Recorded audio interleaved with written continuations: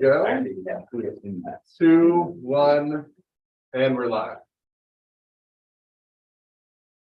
Okay.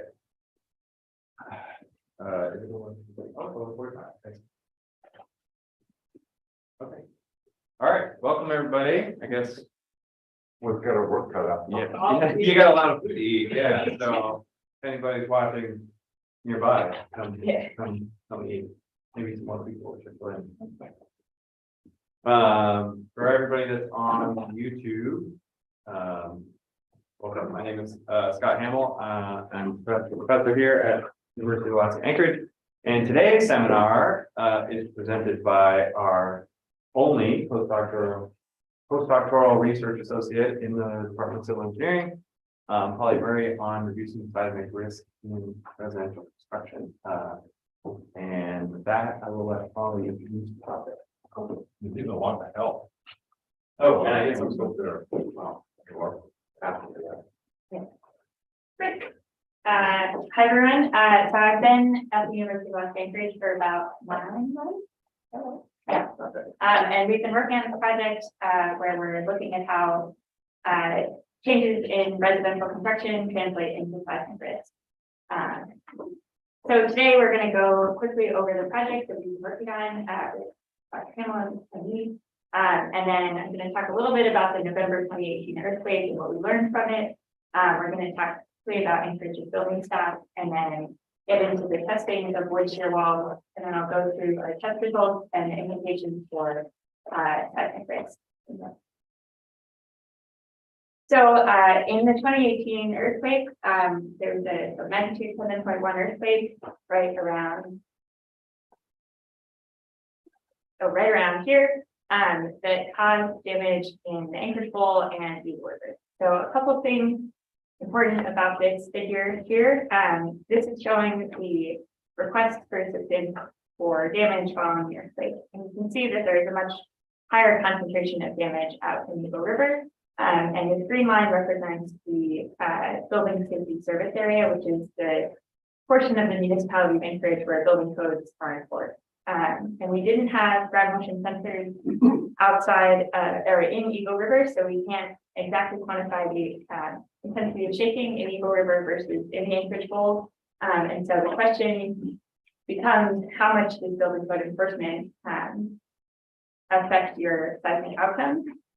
And this is kind of a cool experiment where we have a bunch of houses that were built to building codes and a bunch of houses that weren't necessarily built to building codes. And it set up this great experiment. So that's sort of the motivation for this project. And so now I'll get into the steps that we have taken to answer this question. So the first thing was to identify common design practice and then errors that might be spread out among the houses in Eagle River and in Anchorage. And so we looked at damage reports, we conducted interviews with engineers and inspectors who looked at homes, and then we also talked with home builders and contractors who are building homes. This is an example from a damage report of one deficiency where the shear wall is not nailed properly to the framing of the house. The next step was to build a bunch of walls that replicated those errors and good walls, and then test them under this cyclic loading protocol. And I'll get more into this in a little bit, but this protocol replicates seismic demand in our lab, which doesn't have a big shade table that can replicate a full earthquake. The next step was to measure the force displacement response, quantify the strength, stiffness, and ductility. So we get a bunch of these, they're called hysteretic responses. Get more into this in a bit. And so this is, we're forcing a displacement and we're measuring the force required to impart that displacement.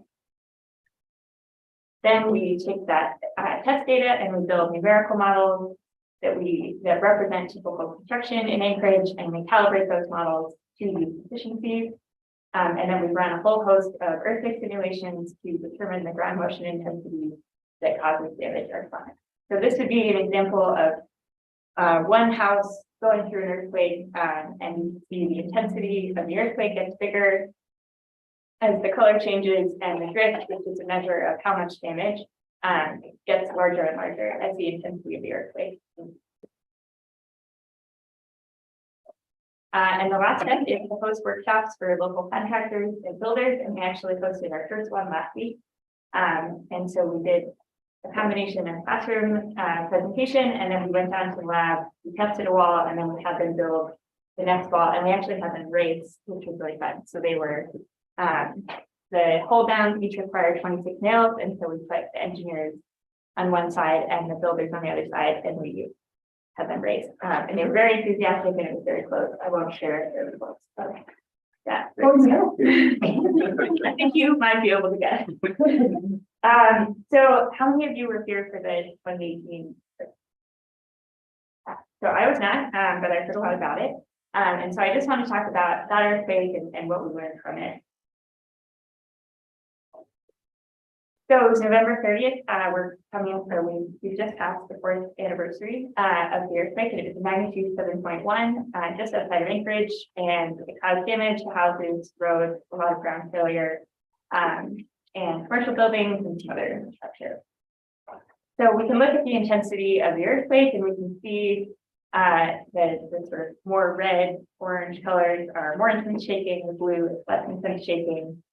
And then we can zoom in on the Anchorage bowl, and we can see how they come up with those maps of intensity. So there are two ways in general that we measure intensity of earthquakes. The first is ground motion sensors that record accelerations in the ground and in buildings. This building is actually instrumented, so we have the earthquake record of what happened on each floor of this building.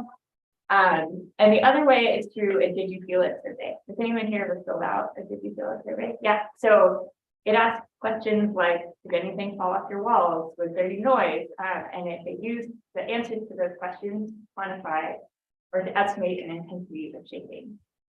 So on this map, the triangles represent ground motion sensors that record the acceleration directly. And the circles represent the did you feel it survey. So if we look at Eagle River, we can see that the intensity there is solely based on the did you feel it survey. So going back to this distribution of damage, it's pretty hard to measure exactly what the impact of an earthquake is. It would be impractical to build up every structure and peel it apart and look at if any nails have pulled out. So there's a couple of things we can do. If buildings are inspected, we can look at what the rating was, and that's typically a green, yellow, red system. We can look at repair assistance requests, which is what this figure shows. And in general, what we saw was that a larger portion of homes outside of the building safety service area required some kind of repair. So then if we look at just the portion of houses that were built since 1990, which is when building codes began to be enforced within the safety service area, and we eliminate any damage that wasn't structural, so not looking at ground failure, but just looking at structural damage, we can see that there was a much larger portion of homes that were yellow or red tagged with the sort of damage, and it's not condemned, but sort of red is the most damage. And and so we can see that there's a much larger portion of homes outside of the building safety service area that were red tagged or yellow tagged. So that kicked off this project because when you get to do this cool, like widespread experiment of, building codes and earthquakes, and so we began by conducting these interviews to quantify the extent of damage. And there's also a great report written by the Earthquake Engineering Research Institute where they looked at a lot of the damage. In wood-frame houses, we saw a lot of slope failure and liquefaction, especially within Anchorage. And we saw ground failure from poorly stabilized fill. Chimneys and fireplaces collapse, those tend to be brittle and they can't withstand a lot of lateral motion. There was a lot of drywall cracking, which might not be dangerous to life and safety, but might be an expensive or ongoing repair. And then we also saw houses that just fully detached from their foundations. So the post-earthquake inspection, so this is also from interviews, revealed a number of construction errors. So this is both post-earthquake inspection and general inspection as houses are going up. So we saw a pretty widespread lack of hold downs and anchor bolts, which you don't always need hold downs in a house, but in general, if you do need them and they're not there, that's not great. We saw houses with really excessive windows and insufficient shear wall. We saw a number of overdriven fasteners, so where your nails punch through the OSB and so they don't provide enough resistance. We saw a lack of blocking, so sort of a lack of a good load path in the walls. We saw an insufficient number or size of nails and a lack of nailing in the mud sill, which is what this photo is showing. T111 had a lot of issues where it wasn't properly fastened to the side of the house, and so it's not transferring load into the sheathing the way that it should be. And then in general, it's poor material quality, including the studs in the sheathing. And so this is sort of dependent on what store you go to for your material. And the last thing that I think is important to talk about with this earthquake is that a lot of people think, well, that was a really big earthquake and everything was fine, and so we don't have to worry. And this is sort of a measure of the intensity of the earthquake over different or relative to the period of your structure. So if you have a really flexible structure, you have a longer period, that's the amount of time it takes for it to go swing all the way one way and then swing all the way back. And then these are our short period structures down here. So we can look at these two green lines where one is a design level earthquake and one is our maximum considered earthquake. So that's how we figure out what forces a building needs to resist. And you can see that the intensity of this earthquake compared to the design level, it's below design level and it's well below that NCE level. So it was a big earthquake, but it was also pretty short and it was very deep underground. Any questions on that earthquake? Yeah, cool. So this might not be news to anyone here, but if you're following along at home, there was a really big spike in the number of houses that were built in the late 70s and early 80s here with the oil boom. So this is a map of the number of housing units built, or the year which all of the housing units in Anchorage were built. So we see this very large spike in the 80s, and then Finish your sentence. we see a big spike in the 80s, and then that drop off with the crash, and then what I pointed out here is the year where building codes were enforced. So there's a lot of houses built before that. How did you arrive at that date? Because my experience is different. When building codes began to be enforced for residential construction. through the interviews, but what is your? I'd say it's before the 80s. No, really? Or even earlier. I think the Building safety was very active in the 80s. Yeah. Residential as well as commercial. So I'm just curious how you arrived at that. yeah, I actually had the same. Many inspectors. Yeah, Don Gormley actually was the one that came up with that date, because I had the same experience, so I think the 80s was a better date to start, but I think it was also combined with modern seismic codes. So like, even though maybe there was some inspection happening, they didn't have the same code.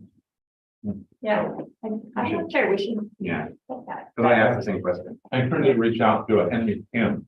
He was the plan review senior engineer for the municipality. He's still active in Anchorage. What was it? Henry Kim. Yeah. Well, in 1994 was the Northridge earthquake, and so that changed. Not as much in the residential construction, but still that was like Sure. the pre-Northridge earthquake. But I'm not sure where we got. It was muni, Yeah. or John said it was muni. Anyway, I just suggest it's worth looking into because it would capture that big spike. Yeah, well, and there's houses within Anchorage that were built before this era, and then there's houses outside that. Well, and I also know that the VSSA was growing. So maybe 1990 was its current limits. I know that it was like, only downtown, mid-60s, and then got bigger and stuff. I've never seen a good map of it growing, but I know it keeps growing. Yeah. So in any case, we have a lot of houses built before modern building codes were enforced. And a lot of houses that are built, you know, some builders are going to build well and they're going to follow the code and the inspection. But there's no enforcement of that outside of the safety service area. It's also, it can be challenging to figure out what codes are relevant. And so there's international building code and there's the international residential code for simpler, smaller structures. And Anchorage has high winds and high seismic. And so we are often bumped into the special design provisions for wind and seismic. And so the question of what codes govern and also who is responsible for inspection are challenging questions to get a clear answer for. And there's some mortgage companies where if you get a certain type of mortgage, then you're subject to certain inspection. But it's challenging to figure out exactly what those requirements are and what they're looking for. So in general, there's just significant variation in the permitting and inspection process inside and outside of the building safety service area. Where if you're inside, there's a plan review and inspections required, and outside you need a land use permit. But the extent of that plan review and inspection just depends on the builder. So we took this information and we made a list of deficiencies that we wanted to test, and then we took it down to our lab downstairs. So our sort of base configuration here is an 8-foot by 8-foot wood shear wall. So we have 2x6 studs with a double stud at the end, and single top and bottom plates. I know it looks like there's 2 bottom plates, but one is not connected. And we have in general, 2 4-foot panels of either OSB as shown or T111 siding. We have HTP5, which is the Simpson strong tie hold down at each end, and many thanks to Simpson for donating quite a few of those for the project. And our top and bottom plates are fastened with end nailings in each side. Yeah. Were the sheeting panels generally installed vertically or horizontally? We did vertically because that's how they built them here. But that was a big question of when you're getting strength and in plane versus out of plane strength of the panel orientation. But we sort of wanted to replicate what we see here, and so we mostly see vertical. So the walls were not tall enough to have a horizontal joint in the sheeting? Right. So there's nothing to block. Yeah. Okay. And that was also part of it, is that we could put them vertically and theoretically they have the same in plane strength, but then we would have to put in a lot of blocking. And so that was, you know, extra time and effort. Especially since that's not what's happening in the real world. It seems like an important change. So some of the variations that we looked at in the testing were we used 8 penny box and 8 penny common nails. So the code, the IRC calls for common nails, but you can, at many hardware stores, only buy box nails. We looked at both 16 gauge, which are included in the International Residential Code, and 18 gauge, which are not included, but we heard reports that they were being used. And we did one test with finished nails, which was, spoiler alert, not very strong. And we varied the spacing. So we used either 3, 6, or 12-inch spacing for those fasteners along the edges of the panels. And the interior of the panels all had 12-inch spacing. We used both OSB and T111. And for the frame, we had either 16 or 24-inch nominal stud spacing. And at the center where the panels met, we either did a single or a double stud. So the testing protocol, this is called the Curie protocol, and it was developed by a group of researchers studying earthquakes, where you don't need a big shake table to replicate the demands, the cyclic loading demand. And so this test is displacement controlled. So we give it a certain amount of drift, which is just the amount that your wall deflects, or basically the difference in lateral displacement between the top and the bottom of your wall. And it's quantum static loading, so it replicates the cyclic nature of ground motions without the inertial load effect. So if you had something going fast, you have a kind of mass getting tossed around. What are the units for time spent? It's sort of just the analysis step, and we should probably change that for a second, but.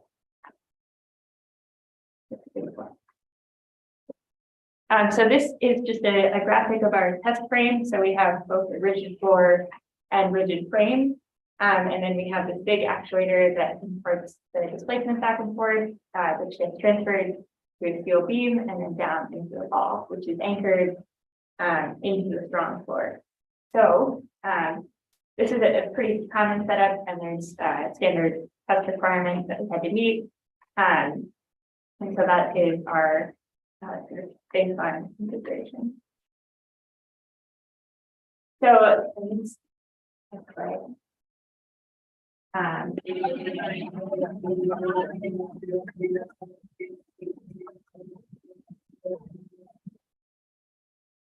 And so what we can see is that when we have these small displacements, it's requiring a bigger, the force is going back and forth, but we're kind of staying in this linear range where it goes out and it comes back unaffected. But then, as you can see, as the displacements get bigger, we start to see this drop off. So our nails pull out, or OSB crushes, and we lose the ability to resist the, or it takes less force to move the wall over as we go. And so as more and more of the wall gets damaged, I might turn the sound back on.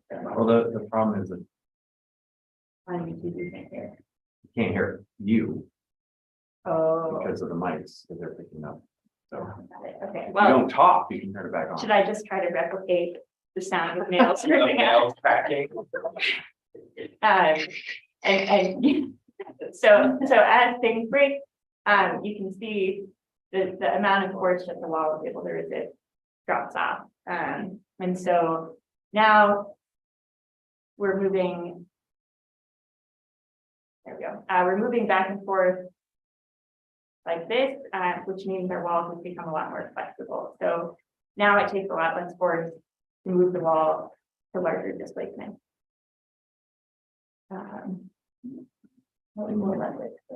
What? Point out the OSP at the bottom left. When it moves over. Oh, yeah. So you can see things are not all attached where they once were. Maybe I'm just not good at this. Sensors. It's really catastrophe. What? It's buzzing in my, I feel like I've messed something up, but keep on the 3 buttons. Anyway, what? Some random thing. Oh, no. Well, there we can so basically at the end of the test, we see it cycling back and forth, where it's moving as it has large displacement, but not a lot of force being resisted by the wall. So next I'm going to go through how we analyze the test data and what we look for. So this is our displacement history. So we tell it to go to this displacement and then we report it as well. So those should match up and that's good. But then we're also measuring the force during those displacements. And then we can combine those two into this hysteretic plot.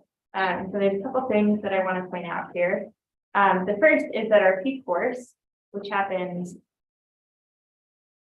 right around here, doesn't happen at our largest displacement. It happens when right around 2.5% drift, which we measure from this y-axis here. So that's when we see this big drop off in strength when things are really starting to break apart. And if we look at our hysteretic response, so we're looking at displacement here on the x-axis and force on the y-axis. So this is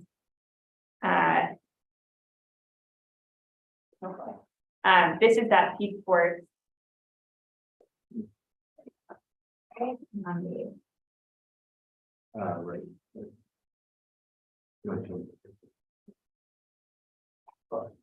So this peak force right here happens at around that 2.5. So then we start to see this drop off here, and we can quantify that sort of outer edge response as what's called the backbone curve. And so we have this black line, which represents the backbone curve, which is basically high force at a displacement the wall hasn't been after yet. And we can look at a couple key things here. The first is our measure of strength, which is simply the largest force that the wall can resist. And we usually normalize this by the width of the wall. So we look at a strength per linear foot. We can look at the initial stiffness. So this is that initial slope of our force versus displacement. So how much force does it take to get to a certain displacement? And then we can look at this parameter called ductility. There's a few different ways that you can measure it. But the way that we're measuring it, in part because of the testing protocol, is that it's the ratio of your ultimate strength. So the strength once you've kind of gone off the backside of your backbone curve and you've lost more than 20% of your peak strength. So that's this point here, compared to the point where you first start to yield. And so a ductile system, and we'll get into what these mean in a minute, but a ductile system has more capacity to kind of maintain strength for longer versus a more brittle system will drop off in strength more suddenly. So some of the, yeah.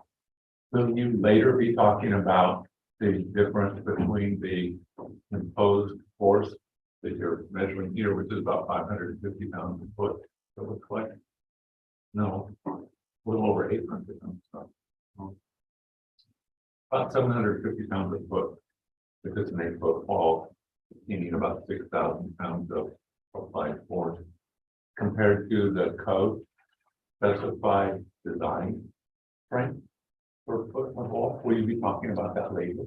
In other words, did you overload the wall far beyond what the code says is good for during the test, or how does that compare? So that's a good question. We haven't done a full comparison there, but the point of the test is to push it to failure. So it's to go kind of as far as we can.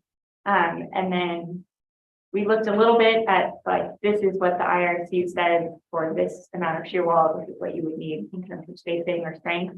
And so we use that as kind of a baseline, but we haven't gone back and looked at, you know, where is the demand here. And for the seismic assessment, we impart those demands by running the ground motion so that the weight of the building translates into a force, and so that will end up somewhere on this curve. Well, and I think it's important to remember to point out that, you know, the test was an imposed displacement and the strength was a measurement. So you can't actually put the force in the IRC on the wall if the wall will take it. Agreed. So it's not a strength-based test. So, but we haven't compared because there's a lot built into the IRC number, right? There's ductility and stuff, so they're not really apples now. And now I'm curious to see, we'll map it out. Yeah, so some of the common failure mechanisms on the left, we have staples that rip through the OSB. In the middle, we have nails that as the wall displaced, the nails kind of back out of the studs because the OSB or the T111 is quite stiff, so it's just kind of pull the nails out with it. And in some cases, we saw the top plate nails pull out of the studs. So if you see chests and they don't go to their full displacement, it is because this happened and it became unsafe to continue with the test. But in general, we ran the same displacement protocol for all of the tests. So when we talk about ductility versus brittle systems, systems that are ductile are generally the gold standard for that. Maybe it's a silver standard now because we have more goals with seismic design. But in general, it's the dissipation of energy gradually as things yield in a system. So some examples of this for which your walls include the bending of nails, the nails backing out of panels, and OSB crushing around the fastener. So those are all things that are damaging, but they're not as sudden as things that are brittle failures. And when you look at the hysteretic response of the ductile system, we see that nice kind of shallow backbone curve like this. But if we look at a brittle system, like this one, so this is staples used in OSB. It's a little bit stronger, but we have a much more sudden drop off in strength where we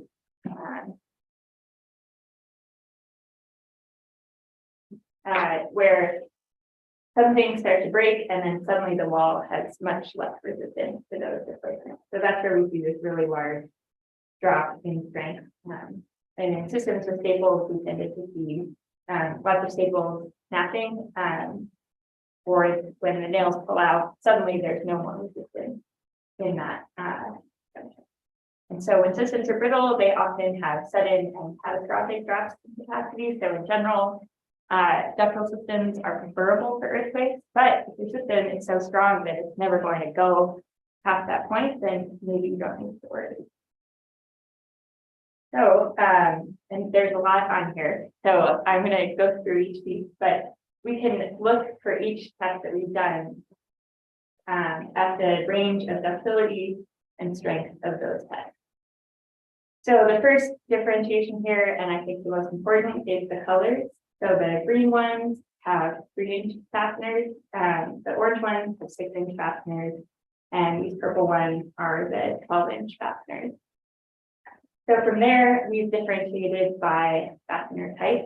So the squares are staples, and so these correspond with those strong but not ductile tests that I just showed, where it drops off in strength really suddenly. And these orange ones are more ductile, but a little bit less strong. Those are the 6-inch nails. These ones that are both strong and ductile are the nails spaced at 3 inches. And down here we have nails at 12 inches. So you might think like, wow, that looks really great. That's so ductile.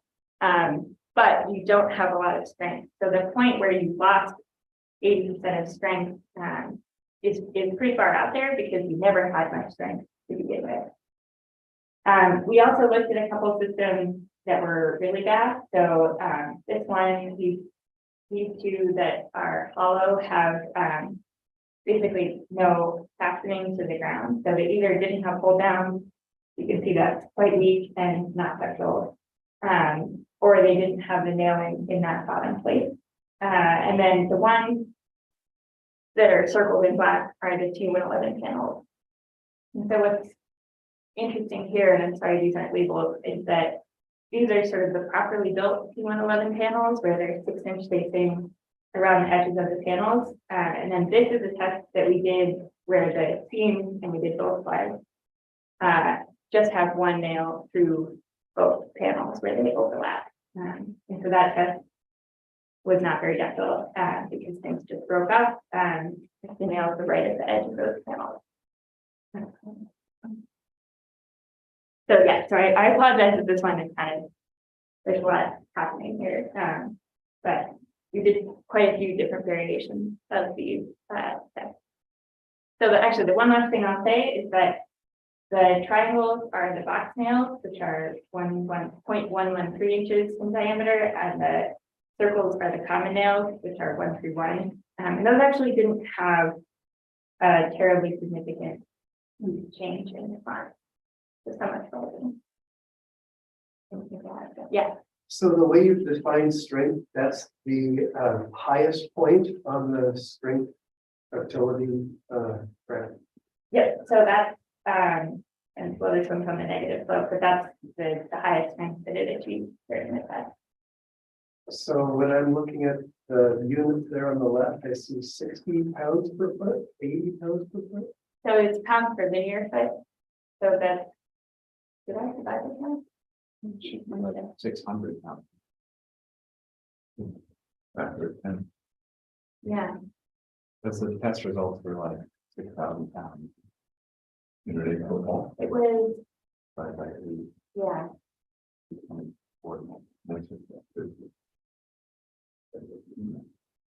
Yeah, so it might be. Might be an Yeah. extra 10 in there something. I think it's a factor of 12 Or difference. 12. yeah, Yeah. that must be it. I think that I defined, I was using 6 inches. Oh. So this should No, it's be, just in So pounds pounds per per inch. per linear inch. Yeah, that's- Typo. yeah, this is the standard way. everybody Inches. talks about pounds per linear inch, right? Yeah, that's what we're all doing. It's state of the art. Good in pounds per centimeter. Kilograms per- all right, so moving on, I'm just going to talk about some comparisons and conclusions that we drew from the testing. So the nail spacing seemed to be the most important factor in strength. So if we look at 3-inch nail spacing, you can see that we hit almost 10,000 pounds, but with the 12-inch spacing, we capped out just below 6,000.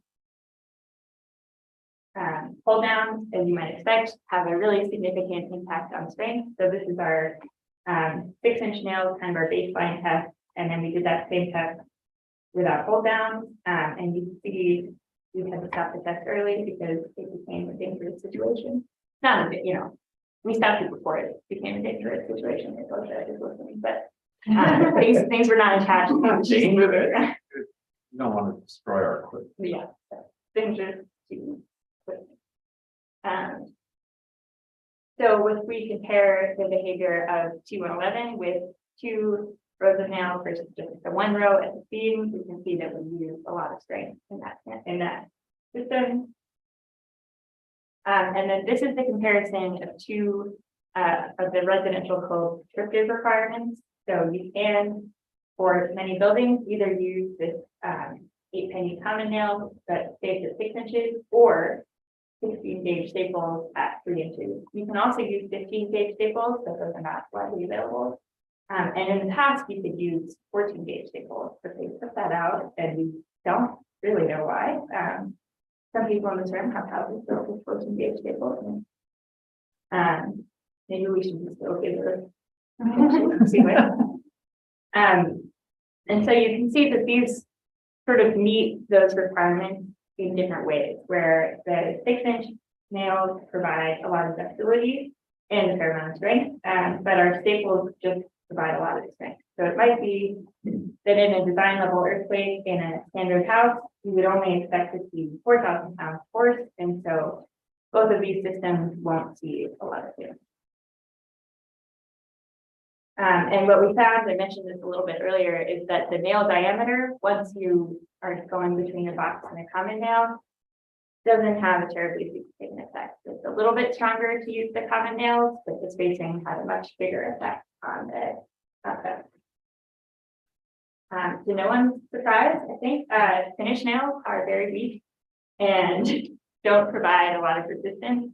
And I didn't add, we did a test without any sheathing as kind of a baseline. And when you plot it with the same axes, it just looks like a horizontal line going back and forth. I think it held 200 pounds. Like 350. Oh, really? Yeah. So, I might not be able to push it over, but it was not providing any kind of anywhere near the kind of resistance that even sheathing attached to finish nail provided. So the next step, and this part is sort of underway, is to look at the seismic class risk from a numerical sort of comprehensive perspective. So the process that we use for this is called incremental dynamic analysis, where we simulate a bunch of ground motions at increasing intensities until we hit collapse.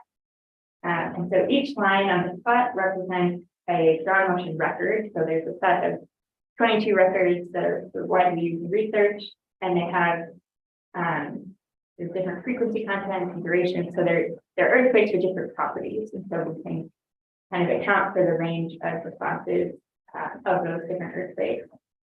But basically, we increase the intensity of the earthquake, so that's the y-axis. And then we measure the amount of drift in the building in that earthquake of a computer model. So we run the earthquake in the model, scale it at a certain intensity, and we measure the displacement in the model. And we go up to a collapse threshold. So for this example, the collapse threshold, the point where the building became unstable, was about 5% drift. And so I know this hurts me a little bit because typically you would put your dependent variable on the y-axis. So you would change the thing on the x-axis and then look at your response. But engineers were like, no, I want drift, it's lateral, I want it on the x-axis. So what we're changing is the intensity of the earthquake in the model, and then we're measuring drift. So then you can fit it to a curve that looks like this, and this is from a FEMA report of wood frame houses that actually they didn't have a lot of the test data that we are generating for this project. But this is an example of looking at a bunch of single family homes and the probability that they will collapse in a given ground motion intensity. And so you can see, and I don't want to get into these details too much because they have sort of a bunch of variations of houses. But wood frame houses, there's a reason they have not been widely studied with earthquakes, is that they are generally pretty good because they're really light. So they don't generate these really large forces that say a concrete building would generate. And so for this study, even at a really intense ground motion, the probability of collapse was still only about 60%. So we are sort of pivoting a little bit to other states of damage because just because your house doesn't collapse doesn't mean that it's in perfectly good shape or you won't have to do any repairs after an earthquake. So this is some drywall cracking from Eagle River. And so, you know, your house might still be standing, but you might have really extensive damage that is expensive and time consuming and hard to repair, especially if all of the houses in your neighborhood need new drywall and need contractors to come in and build it.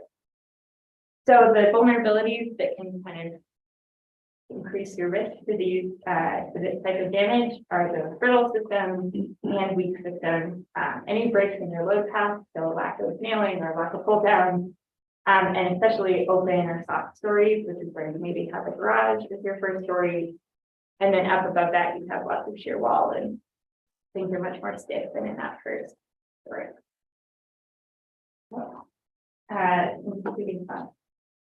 We had a lot of people help us with this project, starting with all the people that we interviewed.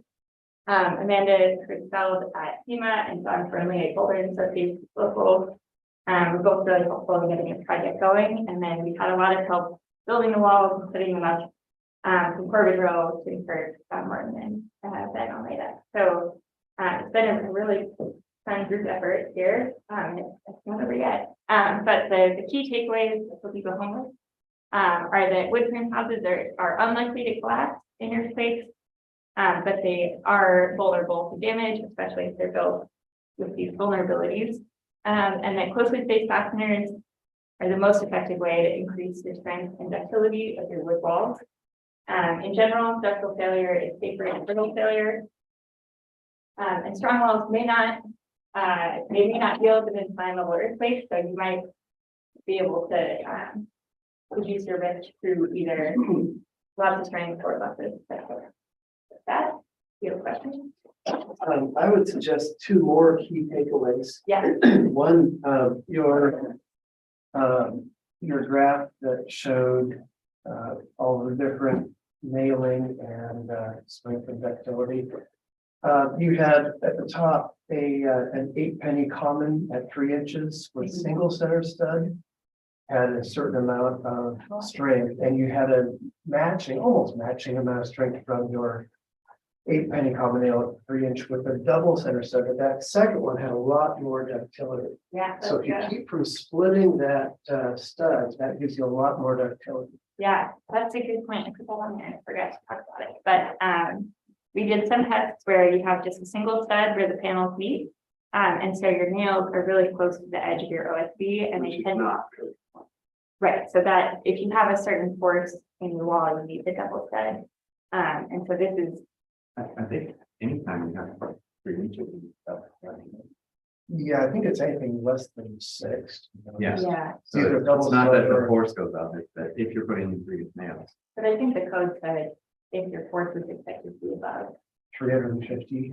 Well, I forget exactly what it was, but it was like basically corresponded to the 3-inch. Yeah. Or the maybe Yeah, yeah. 4, yeah. But yeah, so if you have the double stud and you nail it together so that they act as a single unit, then your nails are going further from the edge of your OSB, so you get better connection there. And then also, going back to some of your first slides, I think it's an important key takeaway that that code review and inspection make a big difference in the performance of the building. And we don't want to,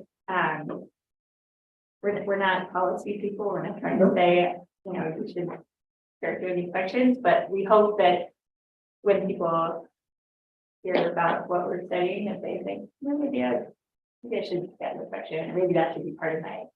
And some of the builders we talked to were do the full plan review and inspection regardless of their, whether they're in or outside of the building safety service area. So it's not like every house in Eagle River is bad. And, you know, there are plenty of houses in Anchorage that I would not live in. So that's, I might be thinking about our space more than the normal person.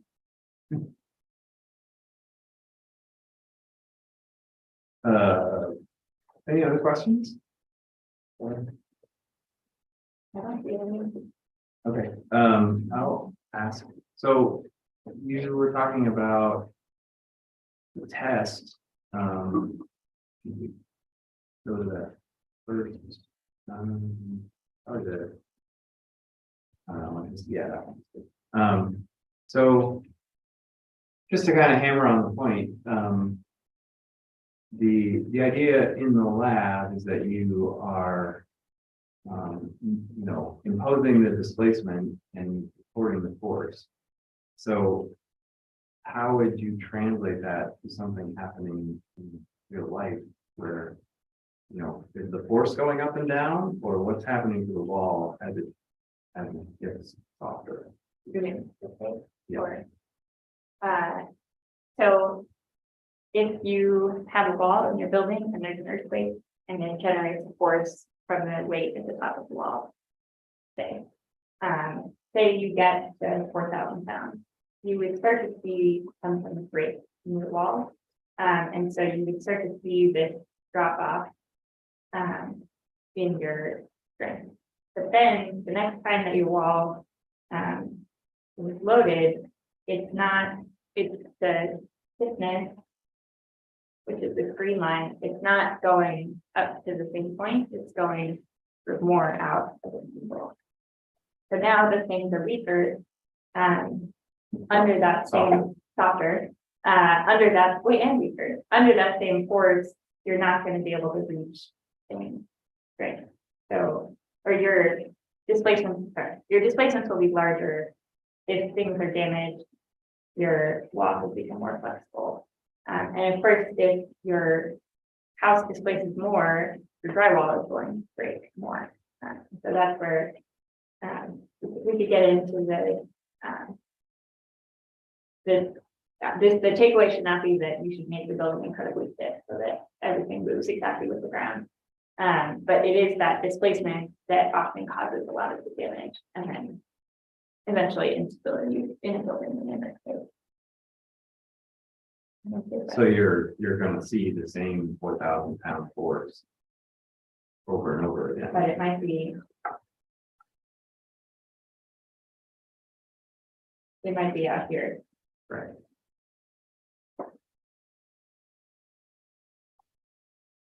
And of course, the force is a function of the acceleration. So, That's equal to that. right. So You do.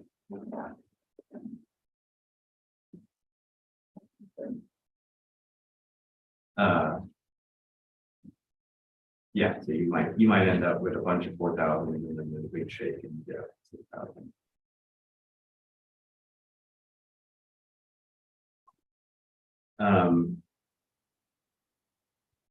My last question is, can you give a little bit of preview on some of the modeling?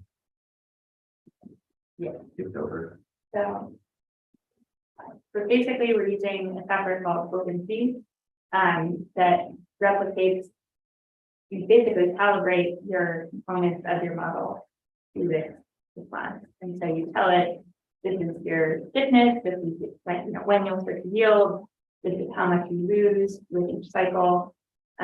This is your ultimate strength, your ductility. So you give it all these parameters so that the model matches this response. And then you build your house with all of those components in it, and you tie it all together and you add loads. And then you can simulate earthquakes. And so the forces generated in the model then get translated to these components, which resist forces and transfer forces through the model, and then get damaged, so they lose their strength and eventually their stability as they find the vessel improve. So this is a pretty widely used software within the structural or the seismic engineering community. And then use it specifically with concrete, where there's sort of more established models for these things, and there's been a lot more testing that those models are calibrated to. And part of the motivation of the project is that there's not this wide database of wood shear walls built with finished nails, and for wood shear walls even with 12-inch nails. So part of this project is to know that our computer models are replicating the actual behavior of these components.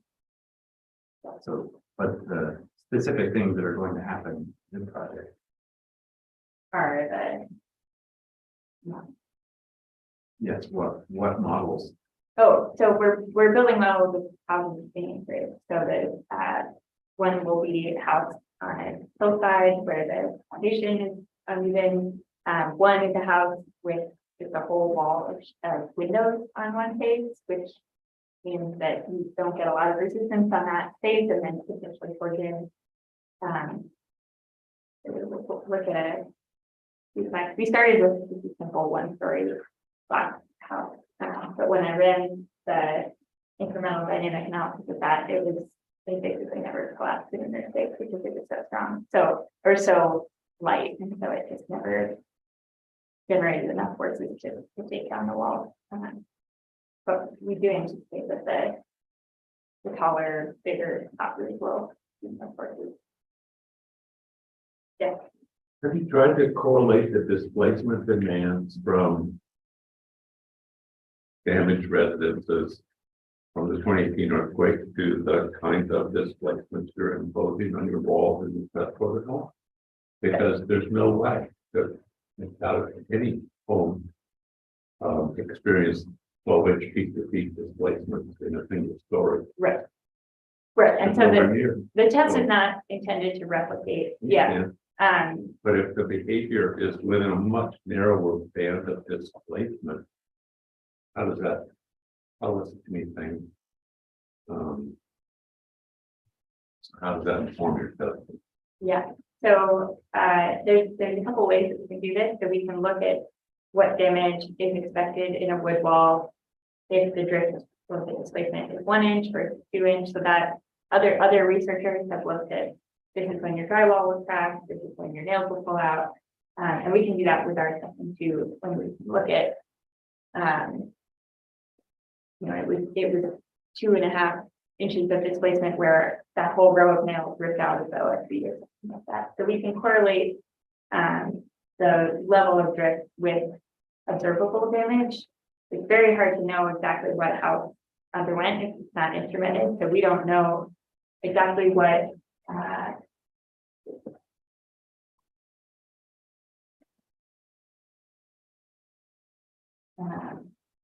we don't know exactly what happened in this house in the earthquake. It would be very cool if everybody instrumented their wood house and gave us their data. But that's sort of the point of the testing, is to figure out what level of drift causes certain types of damage. And loss of strength. I think it's also, from an experimental standpoint, the purpose, you have to pick an end. right? You have to pick a displacement to stop testing at. And so we just, and the testing protocol doesn't say anything about it. So we picked something that we knew was absurdly far, so that we would get a full backbone curve, so that when we do the modeling, you can better identify when the building will collapse. That's really why it goes that far. Because yeah, you're not gonna see, the building's gonna collapse long before it gets there, right? And so, but that was just, you know, to make sure that we have enough backbone curve so that the model will actually show collapse. Even if it's at 8 times MCD earthquake, or 6 times or 4 times, some absurd number that we never see. There has to be a number. So Were your no hold downs hysteresis curve? What does no hold downs mean? What kind of base connection did you have?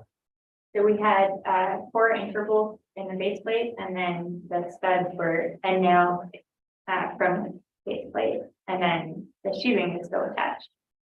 So there's some force transfer there, but basically once you lose some of those nails, it just started to move independently. So you had anchor bolts roughly 2 feet on center. What size of anchor bolt? 5 And did they have the 2-inch square, 3-inch square plate on? Wow. to make those, because they have to be close enough. There's the requirements for how close to the shooting there. Yeah, half-inch. Yeah. Yeah. That's a huge difference. Hold on. This is not an ad for some side, but they do make good product. well, it's also an 8x8 wall, right? So there's a lot of uplift as opposed to a small wall. This particular slide, do you remember which fastening scheme this was? So these both have 8 penny common nails at 6 inches. That's it. Oh, that's good. Hopefully that would be.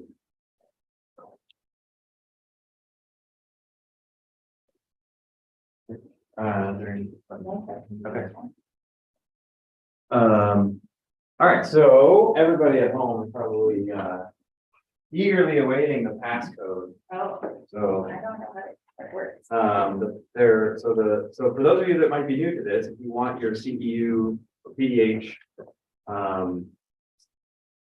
certificate, there's a link after, I can't remember if it comes in email or if it's after, but anyway, you click on the link and the passcode is RISK, RISK, all lowercase.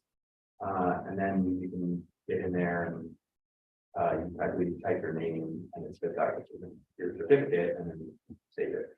We saw that. Yeah. Okay, good. Good. So we did have inspectors come in. We had them come in to watch a test. We also did a lot of interviews with them. And then they also came to the workshop, which is fine because we put them on the engineering team. The question was if we had any MOA building inspectors on to see that. Yeah, and so I think That was great. yeah, They were all. in my helpful.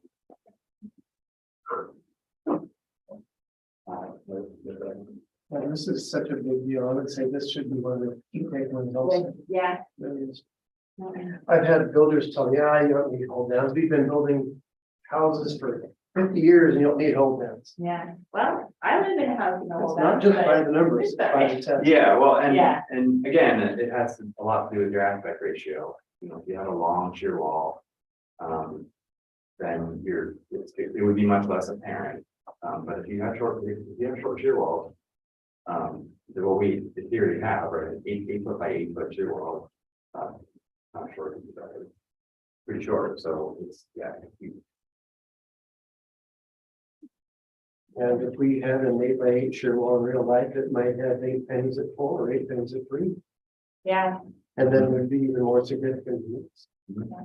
there's so many, I think the tricky thing with research where you're like, oh, I want to study these 6 variations, but then it's 6 by 6, like if you want every combination of, well, what if we had no hold downs, but the nails were 3 inches? What if we had no hold downs, but they were staples? You can get really over your budget and so quickly if you are comfortable. And I will point out that the builders workshop that we did, some of the, one of the things that came out of that we didn't test but should have, was the galvanized nails.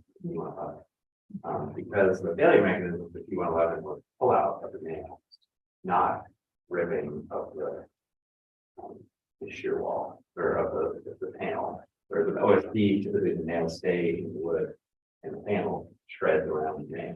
But in the P111, the plywood is strong enough that the nails will actually just raw. So a galvanized nail actually would probably see a much better resistance to pull out with galvanization. So you might, and most people build with galvanized nails. That's we use bright nails because we're trying to be consistent across all tests. But probably the more likely construction condition to be able to galvanize. And what We can find them. I hope we didn't find 14 days staples or staples that the staple gun has a sheet. you get 15 and a half. Which, 16 and 16 are both in the IRC and one is 3 inch spacing, one is 4 inch spacing, so you can split the difference. So I think the 15 and a half are used for flooring.